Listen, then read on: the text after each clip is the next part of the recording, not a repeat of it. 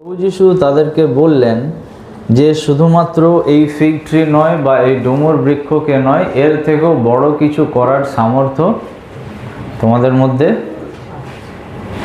তোমাদেরকে আমি দিচ্ছি, যদি ইফ ইউ বিলিভ, যদি তোমরা বিশ্বাস করো, ডাউট না করো। এবং আরও একটা বিষয় লেখা আছে, সেটা হচ্ছে যে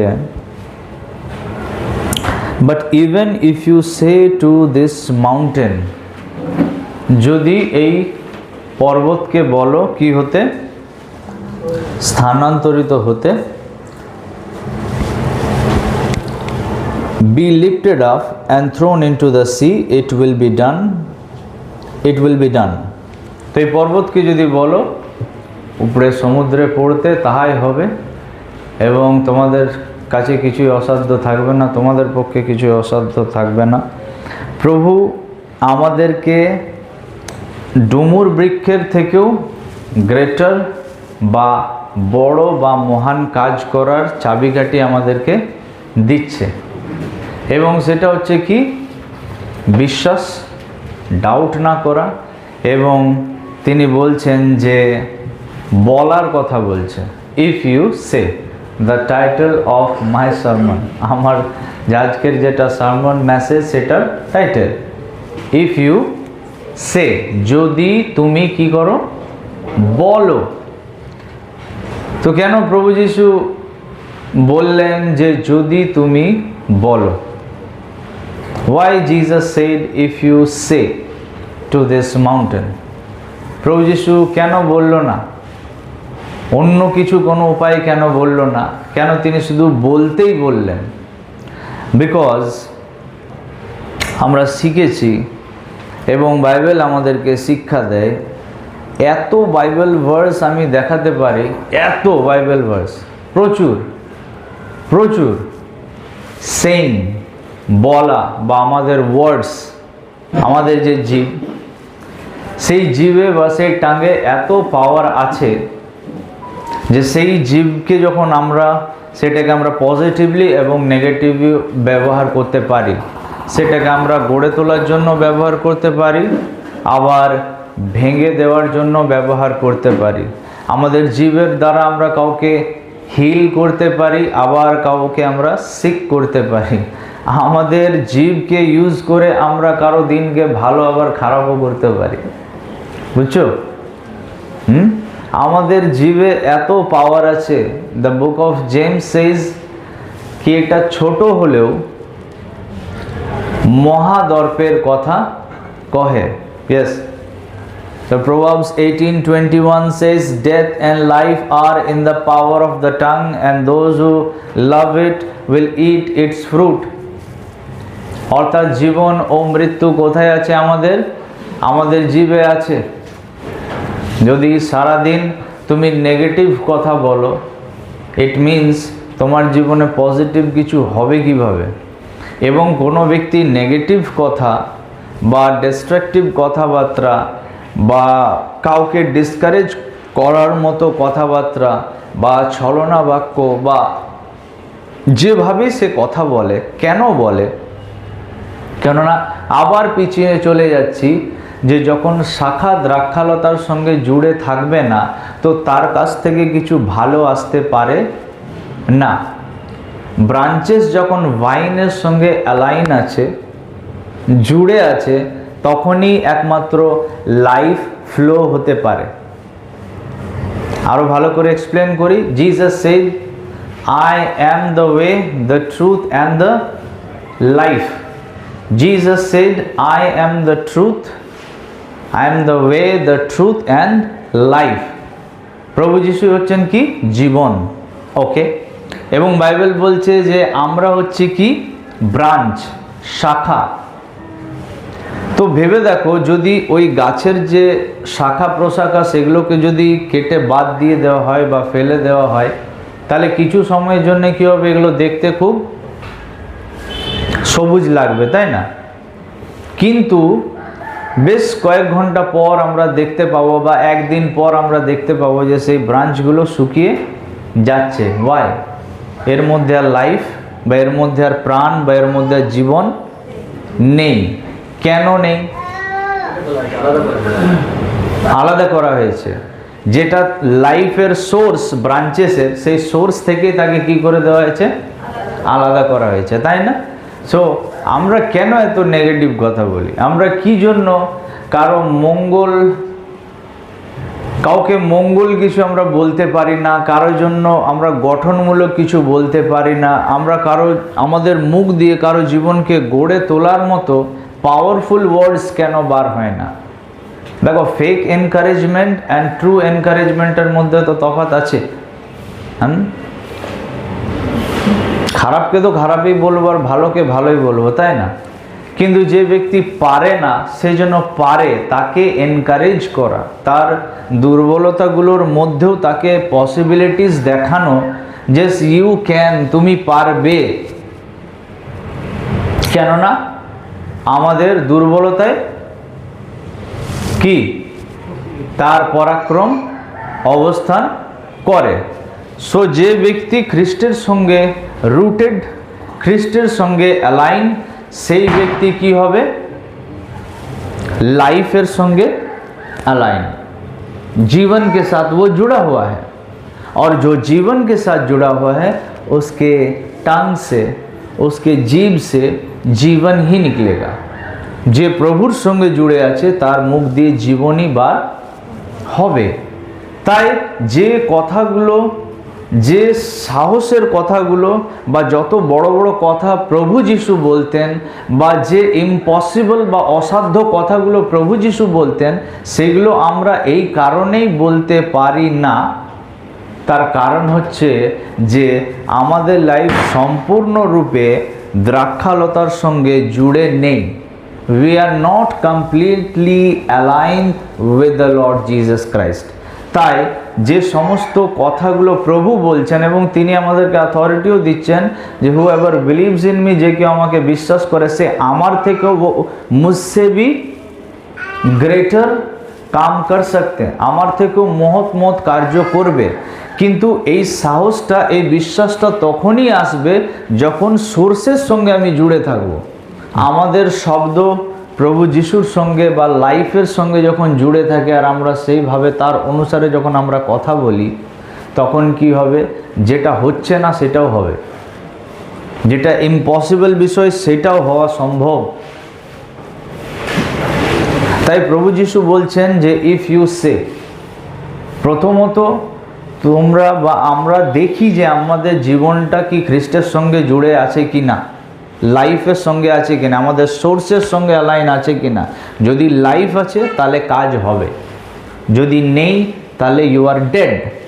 আর if you are dead then you can't produce anything. তুমি কিছুই প্রডিউস করতে পারবে না, বা তোমার জীবন থেকে ভালো কিছু উৎপন্ন হতে পারে না। নাম্বার 2, জানার চেষ্টা করো যে তোমার জীবে কত ক্ষমতা আছে, কত পাওয়ার আছে তোমার টাঙ্গে। এটা ছোট হলেও বাইবেল বলে যে মানুষের জন্য এটা impossible, for humans it is impossible to control their tongue.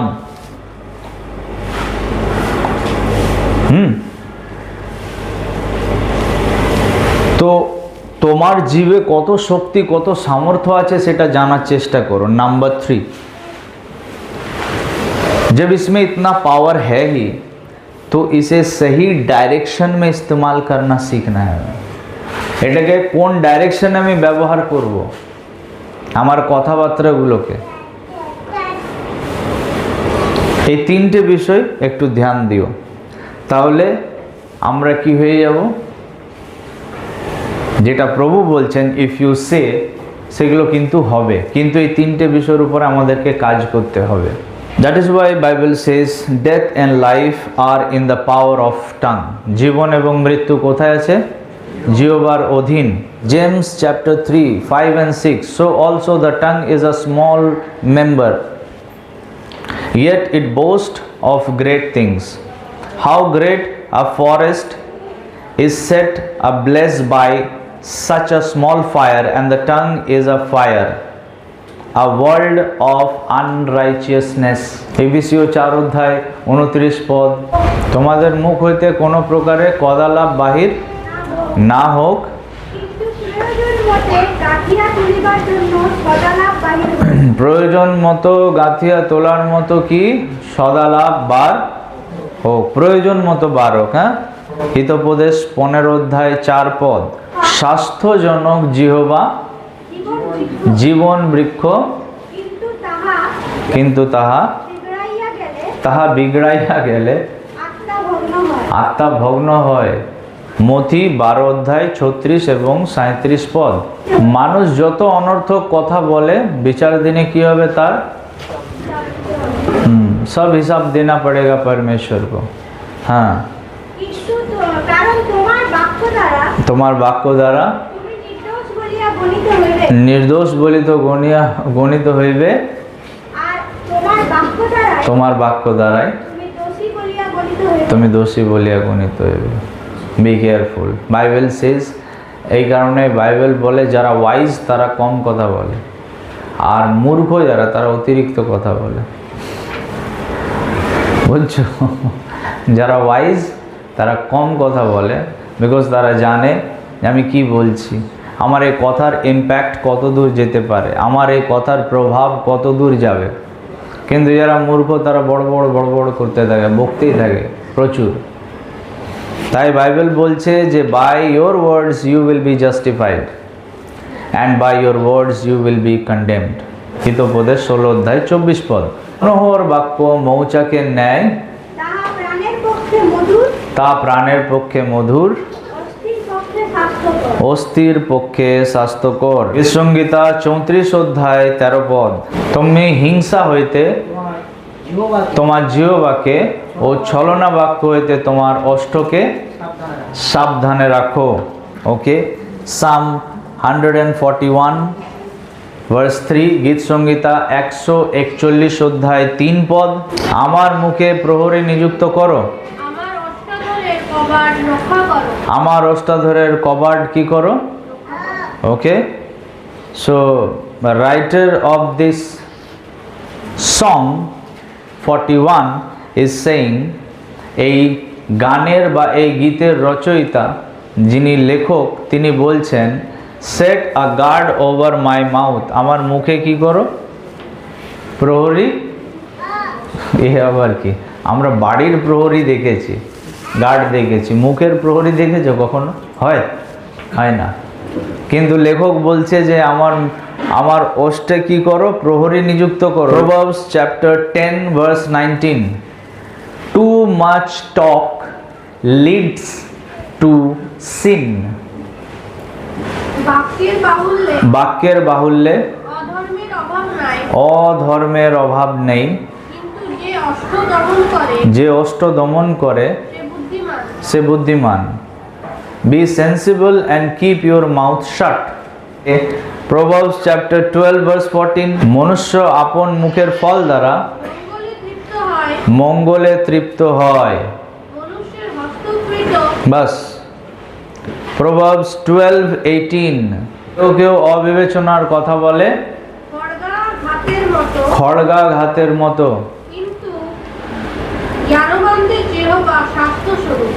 জ্ঞানবানদের জিহ্বা স্বাস্থ্য স্বরূপ। তো প্রভু যিশু কি বললেন যে ইফ ইউ সে, अगर तुम बोलो, দেখো अब तुम क्या बोलोगे आपके हाथ में, তোমরা কি বলবে এটা তোমাদের উপরে। কিন্তু আমি তোমাদেরকে চাইলে অনেক বাইবেল ভার্স এখন দিতে পারি। এখানে 2 পেজ বাইবেল ভার্স আছে যেখানে শুধু আমাদের জিভ এবং আমাদের শব্দের বিষয়ে লেখা রয়েছে। কিন্তু তোমরা কিভাবে তোমাদের জিভ বা শব্দকে ব্যবহার করবে এটা তোমাদের উপরে। May the holy spirit guides you all. তোমাদেরকে গাইড করুক, তোমাদেরকে পরিচালনা করুক, যেন তোমরা বুঝতে পারো যে কোথায় কি বলবো, কতটা বলবো। একটু ভাবনা চিন্তা করে কথা বলবে। तो पर्वत को अगर आप बोलोगे या पर्वत जैसे ही बड़े एक परिस्थिति को आप बोलोगे कि आपके ज़िंदगी से वो उखड़ के कहीं और चले जाए, वो नहीं हो सकता है, इमीडिएट नहीं हो सकता है। Unless you practice from now.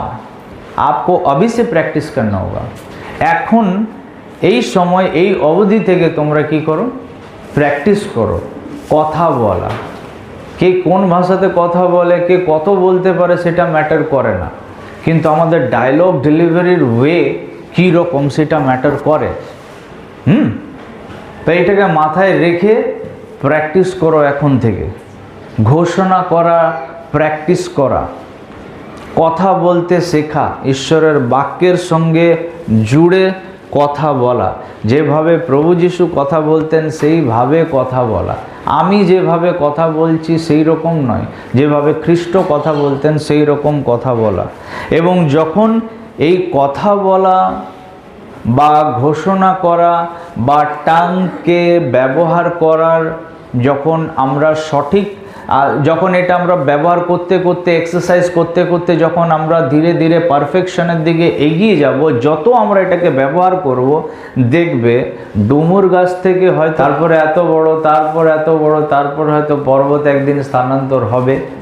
কিন্তু এগুলো কিন্তু সিম্বলিক।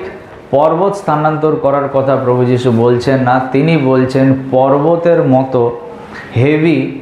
আমরা পর্বতের বিষয়ে আগে দেখি, ঠিক আছে, যে তিনি কি বলতে চাইছেন, biblical significance of mountain.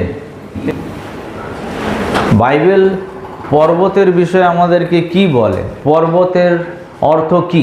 Number 1, mount Sinai, also known as Horeb. So ঈশ্বর মোশির সঙ্গে দেখা করেছিলেন কোথায়? বার্নিং বুশের মধ্যে দিয়ে, তাই না? এবং সেই প্লেসটা কোথায় হচ্ছে? এই মাউন্ট হোরেব, যেটাকে আবার সাইনাই বলা হয়। এবং এইখানেই প্রভু কি করেছিলেন, ঈশ্বর কি করেছিলেন? মোজেসকে বা মোশিকে 10 কমান্ডমেন্টস বা 10 আজ্ঞা দিয়েছিলেন। যে এইখানে আমরা দেখতে পাচ্ছি যে ঈশ্বর মোশির সঙ্গে সাক্ষাৎ করছেন কোথায়? মাউন্ট হোরেবে, মাউন্ট সাইনাই। তো মাউন্ট সাইনাই বা যার অপর নাম হচ্ছে, বা যার আরেক নাম হচ্ছে হোরেব, তো এই পর্বতটা ঈশ্বরের ডুয়েলিং প্লেস বা ঈশ্বরের বাসস্থান বা গডস প্রেজেন্স, ঈশ্বরের উপস্থিতি বা ডিভাইন এনকাউন্টারের জায়গা হিসেবে পর্বত চিহ্নিত, বা বাইবেল পর্বতকে চিহ্নিত করছে ডিভাইন এনকাউন্টার বা ঈশ্বরের বাসস্থান বা ঈশ্বরের উপস্থিতি। সাম 121 सेज, मैं पर्वतों की ओर अपनी आंखें लगाऊंगा। क्यों पर्वत की ओर मुझे आंखें क्यों लगाना है भाई? बिकॉज আমরা এখনো দেখেছি, তাই না, যে অনেকে বিশ্বাস করে যে ঈশ্বর কোথায় থাকে? টপ, উঁচুতে। মাউন্ট সাইনাই বা মাউন্ট হোরেবে যখন আমরা দেখছি, তো এইখানে বাইবেল আমাদেরকে প্রথমত পর্বতকে কি হিসেবে দেখাচ্ছে?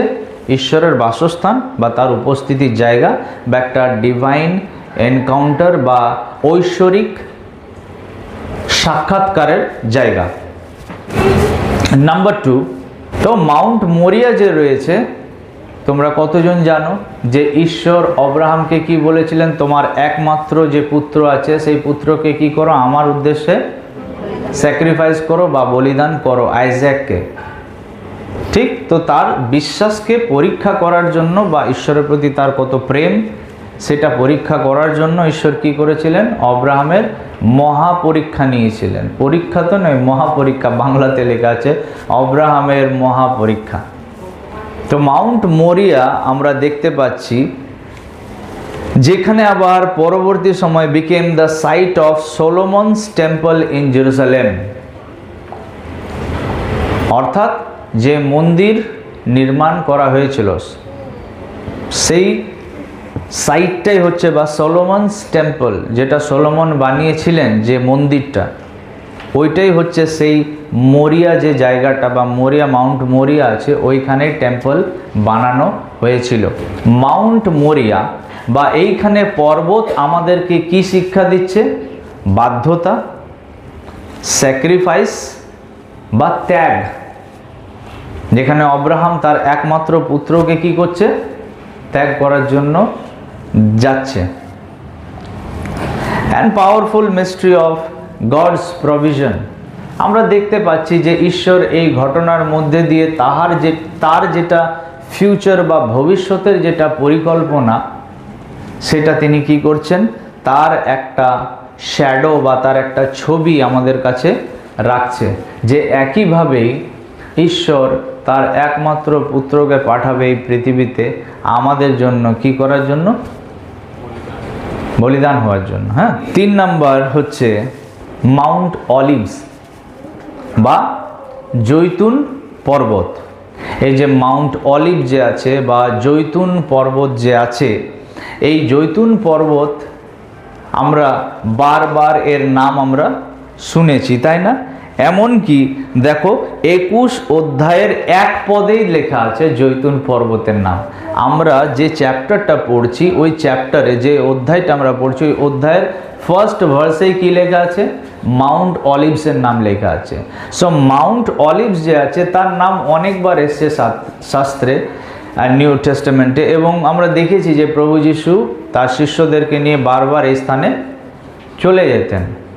বেসিক্যালি কি করার জন্য, শিক্ষা দেওয়ার জন্য, প্রার্থনা করার জন্য, এবং প্রভু যিশুর যে অ্যাসেনশন বা স্বর্গারোহণ, সেটাও কিন্তু এই মাউন্ট অলিভ থেকেই হয়েছিল। তো এইখানে যে মাউন্টেন আছে বা যে পর্বত আছে, সেই পর্বত প্রার্থনা, শিক্ষা এবং স্বর্গারোহণকে চিহ্নিত করছে। তো 4 নাম্বার আমরা দেখছি মাউন্ট কার্মেল বা কার্মেল পর্বত, যে পর্বতে কি হয়েছিল, প্রফেট এলাইজা বা এলিও ভাববাদীর সঙ্গে যে জেজেবেলের যে প্রফেটসরা ছিল বা যারা বাল দেবতার উপাসনা করত, সেই প্রফেটস বা সেই ভবিষ্যবক্তাদের সঙ্গে কি হয়, এখানে কন্টেস্ট, একটা বলতে পারো প্রতিযোগিতা হয়েছিল যে কার ঈশ্বর জীবন্ত বা সত্য। আর এই লড়াইয়ে আমরা দেখেছিলাম যে ঈশ্বর কিভাবে এলিওকে জবাব দিয়েছিলেন, উত্তর দিয়েছিলেন। সো এইখানে মাউন্ট কার্মেল মিথ্যার উপরে সত্যের যে জয়, তার প্রতীক, বা তোমরা সহজভাবে লিখতে পারো যে মাউন্ট কার্মেল হচ্ছে বিজয়ের প্রতীক বা জয়ের প্রতীক। নাম্বার 5, সাম 125 ভার্স 1, গীত সংহিতা 125 অধ্যায় 1 পদ। Those who trust in the Lord are like Mount Zion, which cannot be moved but abides forever. তো যারা সদাপ্রভুর উপরে বিশ্বাস করে, নাম্বার 5, তাদেরকে আবার পর্বতের সঙ্গে তুলনা করা হয়েছে। কম্প্যারিজন আমরা দেখতে পাচ্ছি মাউন্ট জায়নের সঙ্গে বা সিনয় পর্বতের সঙ্গে। আর লেখা আছে which cannot be moved but abides forever। তো এইখানে যে একটা ব্যক্তি বিশেষকে কি করা হয়েছে, পর্বতের সঙ্গে তুলনা করা হচ্ছে, যে ঈশ্বরকে কি করে বিশ্বাস করে। এইখানে মাউন্টেন কোন কোন বিষয়কে চিহ্নিত করছে, isolation, elevated position, stability, spiritual growth, challenges, permanence, reflecting the unchanging nature।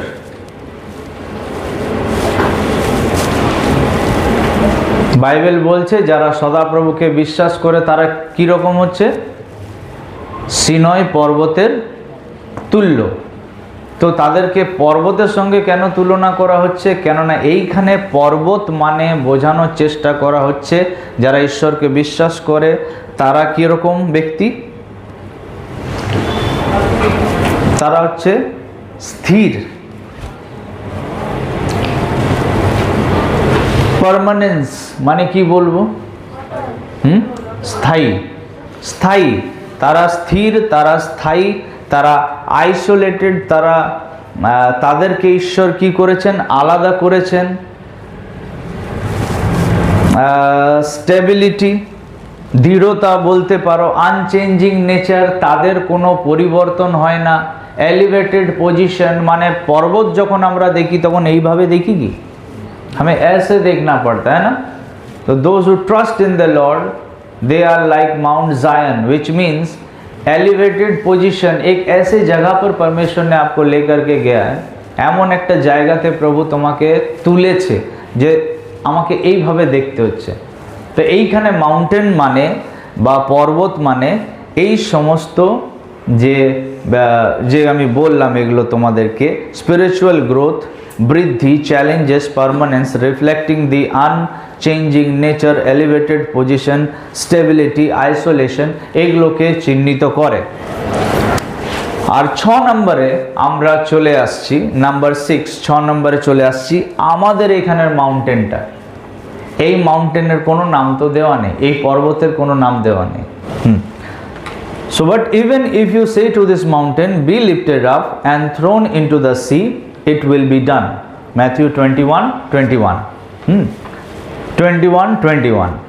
Now আমরা যদি দেখি Isaiah 45 verse 2, I will go before you and level the mountains. যিশাইয় 45:2 পদে লেখা রয়েছে, আমি তোমার অগ্রে অগ্রে যাইব আর পর্বত সকল কি করব, আমি সমতল করিব।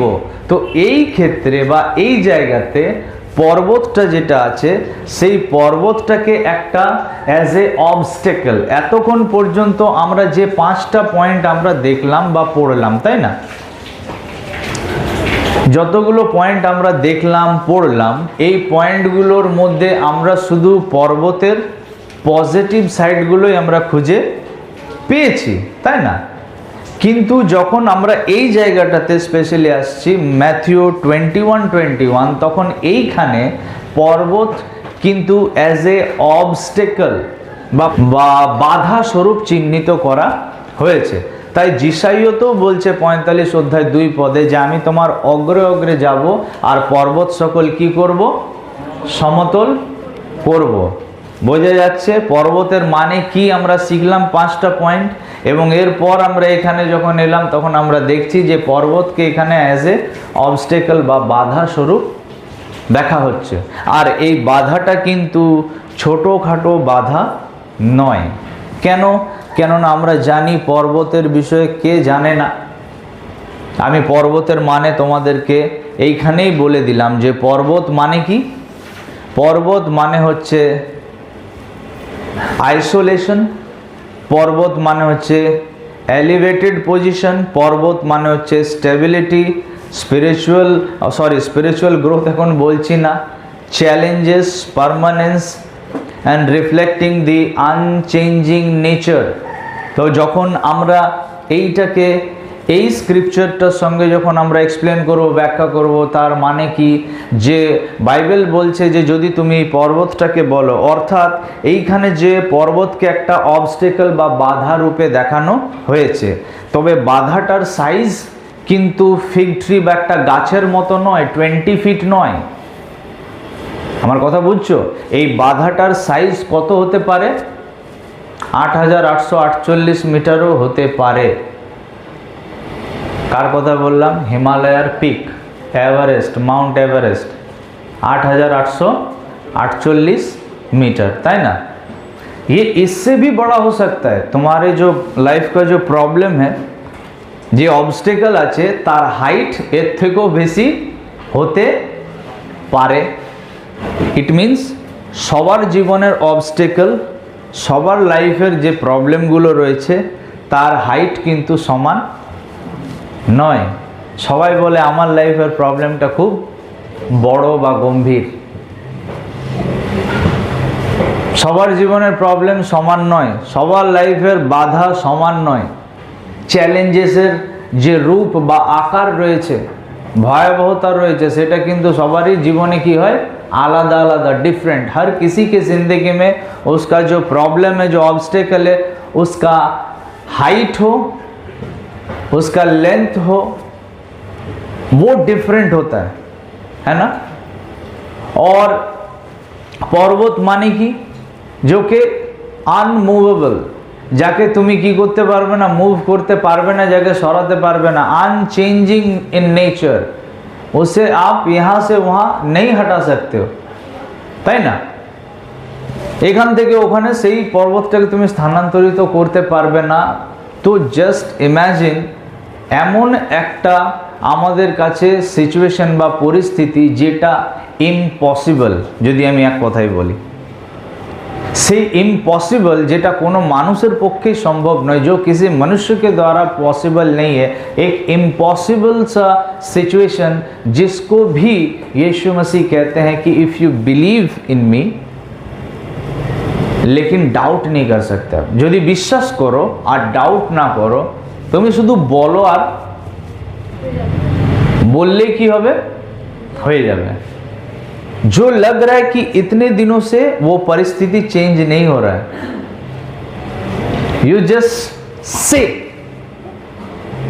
इफ यू से, अगर तुम बोलो, अरे बोलना तो सीख लो। द बाइबल सेज एक ही स्रोत से, एकटा स्रोत থেকে खरा पानी और मीठा पानी नहीं निकल सकता है। সাধু জল আর নোনা জল একই স্রোত থেকে বার হতে পারে না। এই একই মুখ দিয়ে আমরা ঈশ্বরের আরাধনা করব আর এই মুখ দিয়েই আমরা নোংরা কথা বলবো বা আমরা অন্য কিছু কথা বলবো, এটা হতে পারে না। তো train your tongue, train your lips, ऐसे ट्रेन करो इसे by the power of the Holi spirit, पवित्र आत्मा द्वारा, যেন এ শুধু গঠনমূলক কথা বলে বা পজিটিভ ডিক্লারেশন বা ঘোষণা করে। 38 ইয়ার্স কেউ ইমেজিন করতে পারছে? क्या आप इमेजिन कर सकते हो? ये 38 ईयर्स, 38 साल कितना होता है? कतो? वो परिस्थिति बदलने वाला नहीं है, but one day Jesus came and said to this man, उठ and go back to your home, जाओ घर जाओ, उठो, तुम्हारा खाट तुले ना। 38 साल से जो व्यक्ति उस जगह पर बैठा था, सिर्फ यीशु ने बोल दिया उसे, और उसके बाद जो परिस्थिति, जो ऑब्स्टिकल लग तो रहा था इतना बड़ा, अनचेंजेबल, बदल ही नहीं सकता, वो बदल गया। 38 साल के बाद, 38 বছর পর সেই পরিস্থিতি পরিবর্তন হলো। 12 বছর ধরে একটা মহিলার গুপ্ত রোগ, কাউকে বলতে পারছে না, আর ওই রোগ সে নিয়ে ঘুরছে 12 বছর, 12 ইয়ার্স। बट एक दिन वो विश्वास कर लो, शुद्ध डाउट करेनी, और विश्वास थोड़ा सा ही था। From 12 years she was suffering, और उसका शायद विश्वास इतना ही छोटा था, एत छोटो छिलो है तो तार विश्वास जानी ना कतटा छिलो, बस उसने ये विश्वास कर लिया कि मैं यीशु के साथ बात नहीं कर सकता, যিশুর সঙ্গে কথা বলার সময় নেই, অনেক ভিড়, আমি তার কাছে যেতে পারবো না, बस আমি প্রভুকে ছুলে সুস্থ হয়ে যাব। और 12 साल से जो प्रॉब्लम यहाँ से यहाँ, उसे हिला भी नहीं सकता कोई, यहाँ से यहाँ कोई मूव नहीं कर सकता, जिस प्रॉब्लमটাকে, যে সমস্যাটাকে কেউ এখান থেকে এখানে সরাতে পারবে না, 12 বছর পর তার জীবন থেকে পুরো বেরিয়েই গেল। ইফ ইউ সে, যদি তুমি বলো, তোমরা বলতে শেখো, যখন বলবে তখনই হবে। ট্রেন ইওর টাং, নিজের জিভকে ট্রেনিং দাও, এই মুখ দিয়ে ভুলভাল কথা বলো না। অনেকে এখনও বলে আমি মরে যাব, मैं सुसाइड कर लूँगी, আমি এটা করে নেব, আমি ওটা করে নেব। अरे परमेश्वर ने तुझे ये जिंदगी ये सब करने के लिए नहीं दिए, ঈশ্বর এই জীবনটা তোমাকে এসব করার জন্য দেয়নি, এই সমস্ত নোংরা কথা বলার জন্য তোমাকে দেয়নি। এই জীবটাকে সঠিকভাবে ব্যবহার করো, যখন ব্যবহার করতে শিখে যাবে তো পর্বতের মতো এত বিশাল, এত বড় একটা পরিস্থিতি, যেটার বিষয়ে তোমরাও কখনো কল্পনা করোনি, যেটা কি সরবে, ইয়েস ইট ইজ পসিবল, এর সমাধান হওয়া সম্ভব আছে। সে বলো, যতক্ষণ না বলবে না প্রবলেম সরবে না। আর তাই প্রভু যিশু ছোট থেকে বড়, অর্থাৎ ফিগ ট্রি থেকে মাউন্টেন, ডুমুর বৃক্ষ থেকে পর্বতের এক্সাম্পল দিলেন। সবাই কি হতে পারে? পরিবর্তন হতে পারে, চেঞ্জ হতে পারে, বদল सकता है। You can bring change in the name of Yeshua HaMashiach।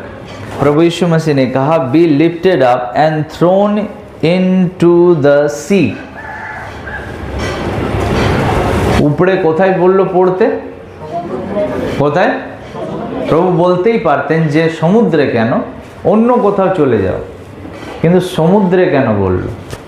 Biblical significance of sea. তো প্রভু যিশু কেন বললেন সমুদ্রে গিয়ে পড়তে? সমুদ্রেরও কিছু মানে আছে। Sea as a symbol of chaos and disorder. আদি পুস্তক তার 1 অধ্যায় 2 পদে আমরা দেখতে পাচ্ছি যে পৃথিবী ঘোর শূন্য ছিল এবং অন্ধকার জলধির ওপরে লেখা রয়েছে, তাই না? এখানে আরও একটা শব্দ ব্যবহার করা হয়, সেটা আমরা সমুদ্রই বলতে পারি। ওকে, তো এই জায়গাতে আমরা কি দেখতে পাচ্ছি যে বিফোর গডস ক্রিয়েশন বা ঈশ্বরের যে তিনি যে 6 দিন যা ক্রিয়েশন বা সৃষ্টি করেছিলেন, সৃষ্টির পূর্বে যে আমরা দেখছি অবস্থা আর্থের, ইট ওয়াজ ফর্মলেস, ইট was dark, it was empty, এবং চারিদিকে শুধু সমুদ্র বা জল। এই সমুদ্র কেওস বা ডিসঅর্ডার বা বিশৃঙ্খলতা, আনঅর্গানাইজড, এই বিষয়টিকে চিহ্নিত করছে। এছাড়া আমরা দেখতে পাই যে যিশু কোথায় ছিলেন? শিষ্যদের সঙ্গে বোটে ছিলেন। Jesus coming the storm and walking on the sea. এই ঘটনাতে আমরা দেখতে পাচ্ছি যে হঠাৎ সমুদ্র কি হয়ে যাচ্ছে? উত্তাল হয়ে যাচ্ছে। আমরা একটা কেওস দেখতে পাচ্ছি।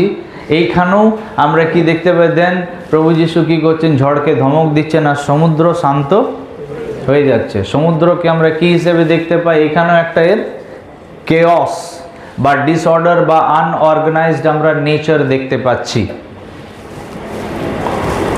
পল, যে সেন্ট পল কোথায় যাচ্ছিলেন? আরও বেশ মানে একটা শিপে, একটা জাহাজে তাদেরকে নিয়ে যাওয়া হচ্ছিল বন্দি করে, তাই না, সেন্ট পলকে। আর এমন সময় কি হয়? সমুদ্রে ঝড় আসে আর তাদের জাহাজ ভেঙে যায়। আর এইখানেও আমরা দেখতে পাচ্ছি এই যে সি এর আনঅর্গানাইজড বা কেওস যে নেচার বা ডিসঅর্ডারের নেচার আমরা দেখতে পাচ্ছি। How many of you know about Jonah? হ্যাঁ, ঈশ্বর তাকে কোথায় বলেছিলেন যাওয়ার জন্য? নিনবেতে। এবং সে যখন টার্সাস পালিয়ে যাচ্ছে তখন কি হয়? সমুদ্রে ঝড় ওঠে। হ্যাঁ, এবং সমুদ্রে ঝড় উঠলো আর তারপর ওকে তুলে কোথায় ফেলে দেওয়া হয়? ওই জলে। আর কি হয়ে গেল? ঝড়। আবার আমরা সমুদ্রে কি দেখতে পাচ্ছি? একটা ডিসঅর্ডারের নেচার, একটা বিশৃঙ্খলতা দেখতে পাচ্ছি, কেওস, আনঅর্গানাইজড একটা নেচার আমরা সমুদ্রের দেখতে পাচ্ছি। Sea as a symbol of Gentile nation. The sea also symbolizes Gentile nations in prophetic writings. Isaiah chapter 60 verse 5. যিশাইয় 60 অধ্যায় 5। 2 নম্বর হচ্ছে সমুদ্র হচ্ছে পরজাতীয় যারা রয়েছে, জেন্টাইল নেশনস, মানে যারা নন জিউইশ, যারা জিহুদি নয়, তাদেরকে সমুদ্রের সঙ্গে তুলনা করা হচ্ছে। সো প্রফেট যে ড্যানিয়েল রয়েছেন বা প্রফেট ড্যানিয়েল, তিনিও কি করেছিলেন? তিনি যে ভিশন বা যে দর্শন তিনি দেখেছিলেন, 4 great beast coming out of the sea, সমুদ্র থেকে যে উঠছে, এটাও কিন্তু একটা rise of the Gentile empires বা পরজাতীয়দের যে সাম্রাজ্য, সেই সাম্রাজ্যের বিষয়ে কি করছে? এখানে দেখানো হচ্ছে। নাম্বার 3 নাম্বার হচ্ছে সিম্বল অ্যাজ সালভেশন। সি বা সমুদ্র পরিত্রাণ বা উদ্ধারের চিহ্ন। Exodus chapter 14 verse 21 to 22. The Moses stretched out his hand over the sea, and all the night the Lord drove the sea back with a strong east wind and turned it into dry land. লাল সমুদ্র যখন Israel জাতি পার করে এবারে তাদের final যে deliverance বা উদ্ধার, তো ফাইনালি এবারে তারা কি করবে, লাল সমুদ্রের কাছে চলে এসছে, রেড সির কাছে চলে এসছে এবং পিছনে মিশরের যে রাজা ফেরাও এবং তার পুরো আর্মি কি করছে, তাড়া করে আসছে ইসরায়েল জাতিকে আবার ধরার জন্য। এবং এমন সময়ে ঈশ্বর কি করলেন, মোসিকে কি বললেন, stretch out your hand over the sea, সমুদ্রের দিকে কি করো, তোমার হাত বাড়াও। এবং রাতের মধ্যে লেখা আছেন অল দ্যাট নাইট, সেই রাতেই কি হলো, পুরো সমুদ্রের জল আমরা দেখছি দুই দিকে পিলারের মতো দাঁড়িয়ে গেল এবং মাঝখানে রাস্তা তৈরি হয়ে গেল। আর সেই রাস্তা দিয়েই তারা সবাই বা ইসরায়েল জাতি তারা ওই রেড সি ক্রস করে পেরিয়ে গেল ওপারে। তো এইখানে কিন্তু সমুদ্রকে আমরা পজিটিভ বা সির একটা পজিটিভ নেচার আমরা দেখছি, সেটা হচ্ছে সালভেশন বা উদ্ধারের কাজ করতে। 4 নাম্বার, সিম্বল বা সাইন অ্যাজ ডিভাইন জাজমেন্ট বা সাইন অ্যাজ জাজমেন্ট বা বিচারের চিহ্ন স্বরূপ। এক্সোডাস চ্যাপ্টার 14, সেম ঘটনা, রেড সি, ইসরায়েল জাতি ক্রস করে চলে গেল, তারা পেরিয়ে গেল। এরপরে Pharaoh and his army, his chariots, তারা কি করছে, তারাও এবারে পিছা করছে। আর এখন রেড সির বা লাল সমুদ্রের যে জল সেগুলো একদম পিলারের মতো দাঁড়িয়ে আছে, মাঝখানে রাস্তা, তারাও নেমে গেছে, ভাবছে আমরা কি করব, পেরিয়ে যাব। আর এমন সময় কি হলো, এবার ঈশ্বর কি বলছে, চলো আরেকবার কি করো, হাতটা তোমার স্ট্রেচ আউট ইউর হ্যান্ড, তোমার হাত বাড়িয়ে দাও। আর যেই হাত বাড়িয়েছে মোজেস, কি হলো, যে ওয়ালগুলো ছিল জল ওয়ালগুলো সেগুলো আবার কি হলো, মিশে গেল একে অপরের সঙ্গে। আর ফেরাও, তার আর্মি, তার যে রথ ছিল, অশ্বরথ, সব জলে ডুবে মারা গেল। So this was divine judgement. তাই আমরা সি বা সমুদ্রের বিবলিক্যাল সিগনিফিকেন্স আমরা দেখলাম যে সমুদ্র মানে কি। তো সমুদ্র মানে যতগুলো আমরা মিনিং এখনো পর্যন্ত দেখলাম 4টে, তাই না? তো আমরা প্রথম দেখলাম আনঅর্গানাইজড বা ডিসঅর্ডার বা কেয়স যে নেচারটা বা বিশৃঙ্খলতা। নাম্বার 2 আমরা দেখলাম জেন্টাইল বা পরজাতীয় নেশনকে বলা হচ্ছে। ওকে, আমরা কি দেখলাম আবার, সালভেশনের প্রতীক, এটা একটা positive. Okay, and divine judgement বা বিচারের প্রতীক।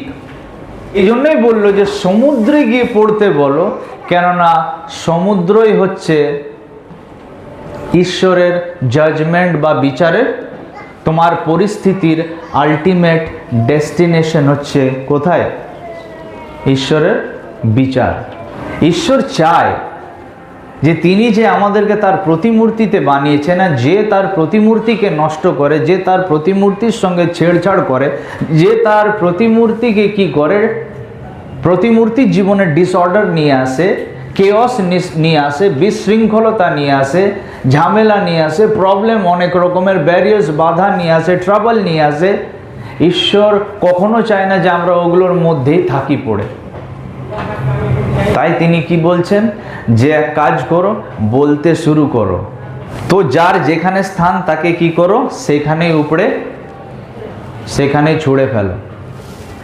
সেই জন্যই বলা হলো যে সমুদ্রে গিয়ে পড়তে। Now last point, whatever you ask for in prayer with faith you will receive.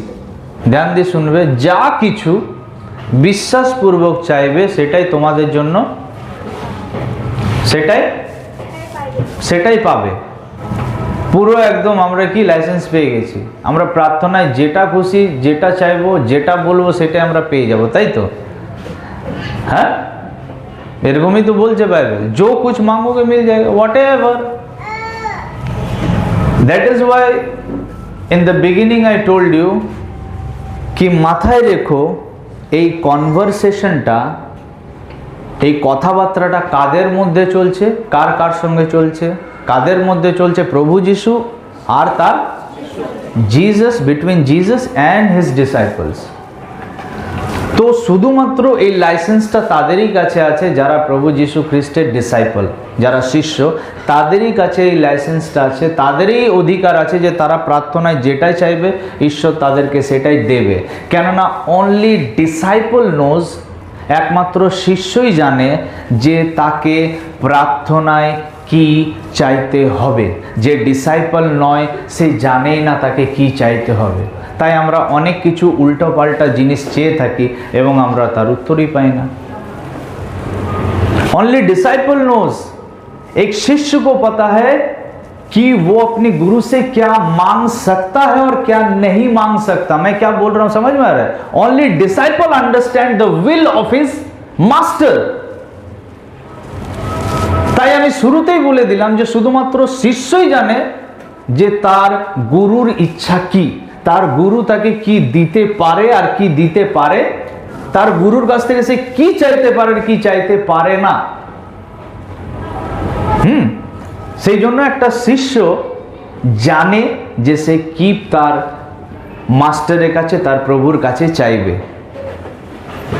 কিন্তু যারা শিষ্য নয় খ্রিস্টের, তারা কিন্তু তাকে চাইলেও পাবে না। Bible says, James chapter 4 verse 3, you ask and do not receive, तुम मांगते और तुम्हें मिलता नहीं है, তোমরা যাচ্ছা করিয়া থাকো এবং পাও না, because you ask with the wrong motives. কেননা क्योंकि तुम बुरी इच्छा से मांगते हो। बांग्लाते একটু বলবে প্লিজ, একজন বার করো। so that you may spend what you request on your pleasures। বাংলাতে কেউ? যাচ্ছা করিতেছো তথাপি ফল পাইতেছো না, তথাপি ফল পাইতেছো না, কারণ মন্দভাবে যাত্রা করিতেছো। কেননা মন্দভাবে চাইছো, যেন আপন আপন সুখাবিলাসে ব্যয় করিতে, যেন আপন আপন সুখ অভিলাষে ব্যয় করতে পারো। চাইছি কন্টিনিউ কিন্তু পাচ্ছি না, কেন? কেননা মন্দ ইচ্ছার সঙ্গে আমি চাইছি। তাই বললাম এখানে লেখাই আছে, কি লেখা আছে? রং মোটিভস। বাট দেন রাইট মোটিভসটা কি তাহলে? হ্যাঁ, রং মোটিভসে চাওয়া তো যাবে না, কিন্তু রাইট মোটিভসে চাওয়া যেতে পারে, তাই তো? তো আমি যার কাছে চাইছি সে আমাকে কি দিতে পারে আর কি দিতে পারবে না, এটাও আমার জানা আছে কি না? আমি কি জানি? যদি আমি তার সঙ্গে টাইম কাটাই নিশ্চয়ই জানবো যে সে আমাকে কি দিতে পারে, কখন দেবে, কিভাবে দেবে, কোন মাধ্যমে দেবে। আমি ট্রাস্ট করি তাকে। কিন্তু যদি আমি তাকে জানি না, আমার সঙ্গে সে ব্যক্তির কোনো রিলেশনই নেই, আর আমি যদি তাপসকে গিয়ে, সাপোজ ও তো একটা স্ট্রেঞ্জার মনে করো, আজকেই ওর সঙ্গে দেখা হলো, আর আমি যদি বলি আমাকে 1 লাখ টাকা ধার দেবে, তুমি দেবে আমাকে? দেবে তুমি? আমি যদি তোমাকে বলি যে আজকে রাতে তোমার বাড়িতে একটু আমি স্টে করবো, তুমি দেবে? তোমার সঙ্গে পরিচয় হয়নি আমার, জাস্ট দেখা হয়েছে আজকে, 2-4টে কথা হলো। Is it possible? নো। কেন সম্ভব নয়? কেননা আমি ওকে জানি না, তো ও আমাকে জানে না। কিন্তু ঈশ্বর আমাকে জানে, আমি ঈশ্বরকে জানি না। ঈশ্বর কোন জিনিসগুলো পছন্দ করেন, ईश्वर কোনটা পছন্দ করেন না সেটা আমি জানি না। परमेश्वर को क्या अच्छा लगता है और क्या बुरा लगता है वो मुझे नहीं पता है। मेरे लिए क्या सही और मेरे लिए क्या गलत है वो परमेश्वर को ही पता है। मैं अगर प्रार्थना करता हूं तो मैं 2025 के लिए और 25 दिसंबर के लिए ही मैं प्रार्थना करता हूं, ताकि 5:18 में क्या मुझे मिल सकता है, मैं इसके लिए प्रार्थना करता हूं। আমি যদি প্রার্থনা করি তাহলে 2025 সালে 25 তারিখ 5:19 জন্য আমি প্রার্থনা করছি, যেটা আমি শুধু বর্তমানে দাঁড়িয়ে আমি যেটা দেখছি সেটার জন্য প্রার্থনা করছি আমি। কিন্তু ঈশ্বর জানে যে 2030, 40, 2050 পর্যন্ত যদি যেতে পারি তাহলে কোনটা আমার জন্য বেস্ট লং টার্মের জন্য, সেটা অনলি গড নোস। ঠিক আছে, তিনি জানেন। তাই এই আন্ডারস্ট্যান্ডিংটা আমি যার কাছে চাইছি, সেই আন্ডারস্ট্যান্ডিংটা কি আমার তার সঙ্গে তৈরি হয়েছে? বুঝছো? तब कुछ भी उल्टा सीधा मांग लोगे परमेश्वर से और परमेश्वर दे देगा, ये ऐसा नहीं होता है। এটা কখনো হবে না যে তুমি ঈশ্বরের কাছে কিছু উল্টো পাল্টা চেয়ে নিলে আর প্রভু তোমাকে দিয়ে দেবে। এটা একমাত্র ডিসাইপলের জন্যই পসিবল। ডিসাইপল জানে তার গুরুকে, সে বোঝে তার উইল, তার ইচ্ছাকে জানে, এবং সেই ইচ্ছার অ্যাকর্ডিং সে চায়, এবং তখন এটা পূর্ণ হবে। You will receive it all, सब मिल जाएगा तुम्हें when you know the will of your father। তাই প্রভু যিশু আমাদেরকে শিখিয়েছেন in Lord's prayer, thy will be done। उन्होंने हमें सिखाया ना, तुम्हारी इच्छा की हो। इच्छा जानना है, डिसाइपल बनना है, समझना है, আন্ডারস্ট্যান্ডিং তালমেল দরকার আছে, আর সেটার অ্যাকর্ডিং যখন চাইবো নিশ্চয়ই প্রভু সমস্ত দেবে। May God bless you all.